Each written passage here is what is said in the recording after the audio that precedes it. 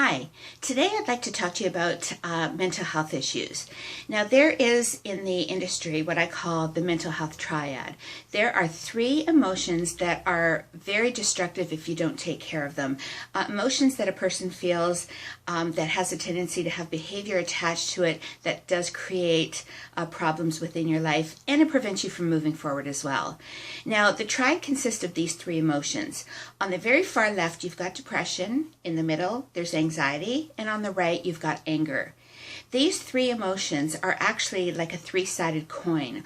All three of them have the same results. All three of them are just as critical as one would be of the other, and all three issues need to be addressed before you can actually live a decent and happy life.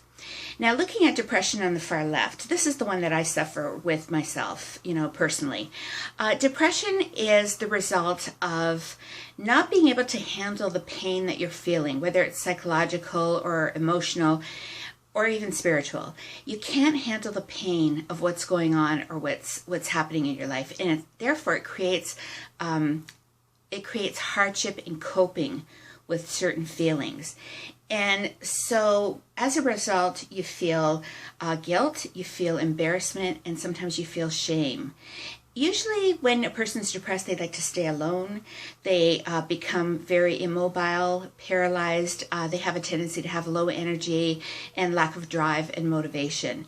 And this is because they need to withdraw in order to heal themselves. The body and the psyche becomes first and foremost, it needs attention in order to get past that feeling of destructive emotion. Now, the one thing about depressed people is that they have a tendency to personalize everything and to take too much on themselves and to blame themselves for everything. And this is actually like a form of self-centeredness. If you find somebody that's severely depressed on a regular basis, they absolutely cannot go beyond the pain that they're feeling. Therefore, they keep it internal, and it actually escalates if it's not taken care of. So this is how the self-centeredness works in it. They don't see the pain that others are feeling around them as a result of their depression. So therefore, the cycle goes on and on and on, and there seems to be no end in sight. Now, the second emotion is the middle emotion, which is anxiety. People who suffer with anxiety are usually people who as children were the kids that always threw tantrums. They're also the kids that always wanted what they wanted, and it didn't matter what their responsibilities were. Tend to be a little bit spoiled and had too many things, as a child growing up, and didn't build the resilience that you need in order to cope with everyday life. People who suffer from anxiety, they're usually the people that pull their hair, they bite their nails, they tend to have excessive stubborn qualities in their personalities, and they're basically drama queens as adults, and anxiety is something where you have to cope with reality.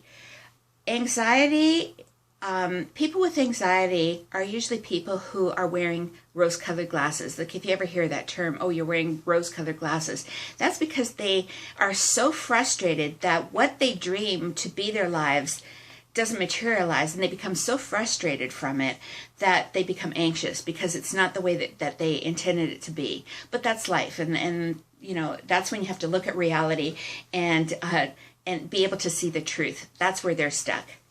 Then you go to the very far right, and you've got anger issues.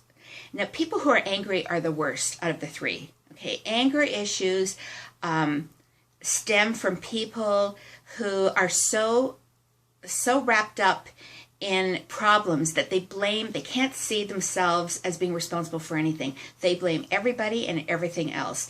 They tend to be competitive, judgmental. They have a tendency to be passive-aggressive as well as in-your-face kind of people, these angry people. The negative energy that angry people carry with them on a regular basis is so overwhelming that you'll notice that they have very few friends, and socially they're very inept. because they're so mad at everybody else that they don't fit in anywhere. They lash out at others, and whether they realize it or not, it hurts within when you blame others as well. Anger issues are the toughest to diagnose because they tend to be domineering personalities, and they blame so many other people and issues that they're convincing sometimes in making you believe that the problem isn't them, the problem is you. And that's why people who are angry rarely get help. They just fester in their negative energy, and rarely do they become successful because nobody trusts somebody who's angry. People will stay away from them. So that's no way to live. All three of these emotional issues are severe enough that should it impede in your lifestyle, if it stops you from being happy, or if you can't cope with certain stresses in your life, you need to get help. You need to go to a professional to help you with coping skills and ways to make your life productive as well as happy. There is light at the end of the tunnel. I suffered from depression and still do a little bit, certainly not as severe as I did in the past, but I suffer from depression on a regular basis, and I've accepted it as a part of my life. And I've learned to cope with it and work with it. Anxiety, I don't usually feel anxiety at this stage in my life, but as a young woman, especially after the rape, the anxiety was so severe that I was actually hurting myself. Like I would pull my hair out. I wouldn't sleep at night. The anxiety was so great that I knew it wasn't normal, and I knew I had to go and get help. It was like this big war going on in my head on a regular basis, and I had to take care of that. Here it is decades later, after many years of therapy as well as drug therapy. I've learned to, some major coping skills, and anxiety is something I rarely feel at this stage of the game. As far as anger, I never did feel the anger. I've never been a person that blamed anybody else. Even when it came to the rapists, I never actually blamed them. I actually felt sorry for them. I felt that any man who needed to rape someone in order to feel like a man was really sad and pathetic. So I never went through that anger that most victims do go through, and I certainly didn't carry it on throughout my life. And that's one of the reasons why I did move forward. I was able to become productive and successful, and I have to be honest with you, at this stage in my life, I'm pretty damn happy. So you can go through all kinds of mental health issues and come out on the other side feeling absolutely great. So good luck, and go see that therapist. Thank you.